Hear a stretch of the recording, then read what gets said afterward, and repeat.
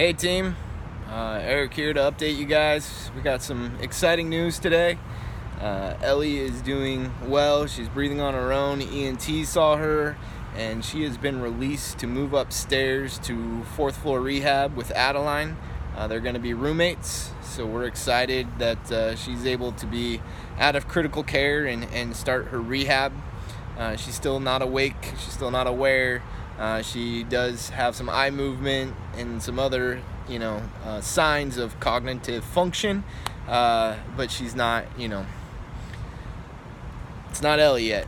She's just kind of a blank stare, no really recognition, but they feel that it's time for her to move on from ICU, which is a big step.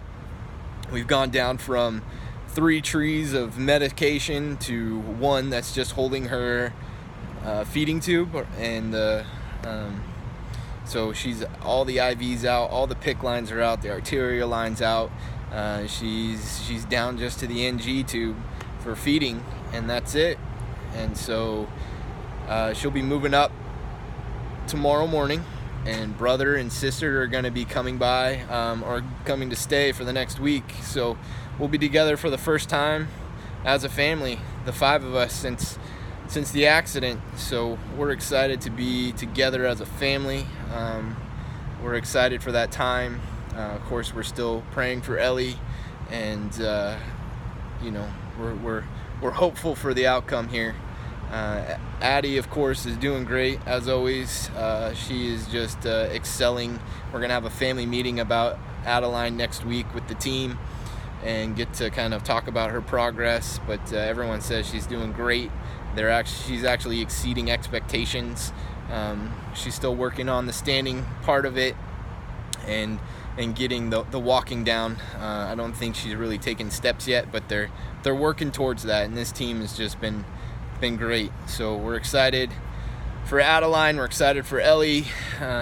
Ellie is dealing with a little bit of hypertension, and so her heart rate has been elevated to about 150 to 170 beats per minute, and they say that can be part of the brain injury, that the brain has to kind of relearn how to regulate itself. So she is on clotidine right now to help bring her heart rate down, but we are definitely starting to remove medications. She's no longer on PRN of the oxycodone, so it's just down to Tylenol. She's still on methadone, and so they'll continue that regulation, and then the clotidine as well to help with her with the hypertension. So tomorrow is another big step for us. Alyssa and I will be meeting with the team, the PICU team, and the neurology team to discuss the MRI results from Ellie. And I was explaining this today as, I kind of feel like this is a little bit of predicting the weather. They want to kind of have a prognosis of where Ellie's going to go, but they don't know, and only Jesus does. So we're going to rely on him, and trust in him. So it's a little bit like predicting the weather, although they have historical data of what might be the outcome of tomorrow's weather. It doesn't mean that's for certain. So we'll be doing that tomorrow. And I just wanted to say one last thing.